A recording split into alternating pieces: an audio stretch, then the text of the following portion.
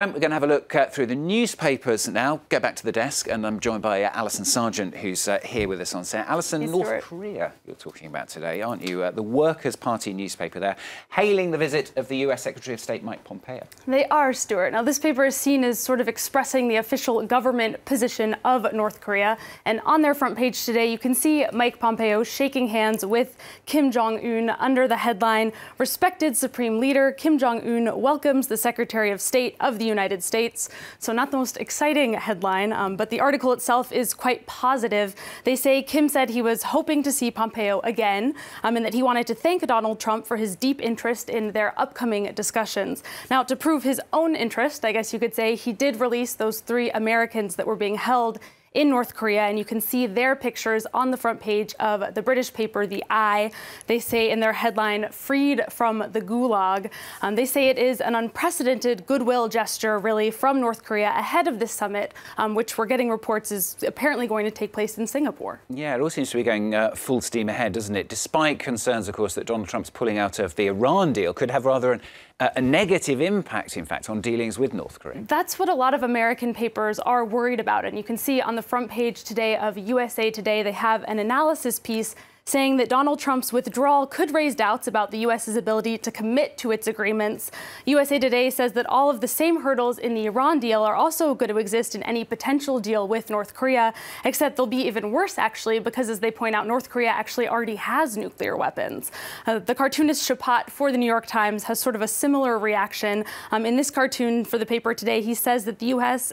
has shred more than just the Iran deal. In other words, it's also shredded its dignity, and you can see it's left fellow world leaders there longing for the days when all Trump was doing was tweeting about foreign policy, not making these big consequential decisions. And yet another case, it's sort of another case, I guess you could say, of America really going it alone. And that's something you can see in this other cartoon, this time from Courrier International. We see Donald Trump there sitting all by himself at the renegotiating table. He said before he'd be willing to renegotiate, but we can see no one there is going to do it with him. We're going to talk about Iran now, because why they may no longer be willing to negotiate with Donald Trump. Iranian leaders, well, they say they're willing to work with the EU to salvage the deal. That's right. And if you saw all of those images from Iranian parliament yesterday of burning images of the American flag, it does feel sort of hopeless. But if you look at the Iranian newspaper, the Iran Daily today, it feels a little more hopeful on their front page. You can see both the Iranian president and the supreme leader, who both left the door open to staying in the deal, provided Europe can guarantee that Iran's interests are protected. That, though, leaves European leaders in a really tricky spot, and it's summed up pretty nicely in this cartoon from The Times, the British paper. We can see the nuclear deal was already a very delicate operation there, but here Donald Trump has gone and walked off with what was basically its life support, leaving Theresa May and Emmanuel Macron looking furious, Angela Merkel not looking so happy either. The French cartoonist Willem has a different depiction of what went on. In this cartoon, you can see Trump mooning the 3 leaders, and he's getting encouragement there from his friends, the Israeli Prime Minister and Saudi Arabia's Crown Prince. Nice and dignified.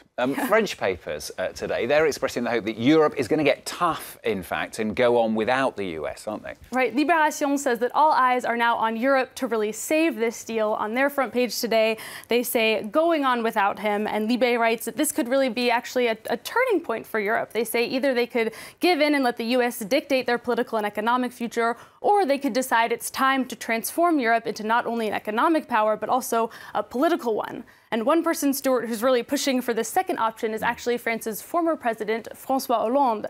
He's given an interview to local paper Le Télégramme. This is a paper from the city of Brest in the north. And in this interview, Hollande says that Europe shouldn't accept the economic consequences that come with the U.S. reestablishing sanctions. He says, actually, if the U.S. sanctions European companies that do business with Iran, well, maybe the EU should actually retaliate with some sanctions of their own. Finally, let's talk about something completely different. This is a story about an elderly French woman who, I suppose you could say, she's facing some sanctions. She went on rather a wild speeding rampage. That's right, Stuart. She was going 160 kilometers an hour, which is 100 miles an hour if you have trouble with kilometers, as I do as an American. She was also running red lights and paying no attention to traffic regulations. When police stopped her and asked her why she was going so fast, she just said she was in a hurry. Well, why? It's obvious, right? I suppose, yeah. Police say, though, that then they kind of quickly realized that she didn't totally have all of her wits about her, and they said they are going to have to take her license away. So They could, I think, kind of give her a driving medal, though, because she was going really fast and no one got hurt. Nothing bad happened. So I think it's, it's sort of impressive driving in a way, if you want to. It was a little too fast, though. Luckily, no hedgehogs on the road. True. Right, thanks, Alison Hargent with the papers. On France 24.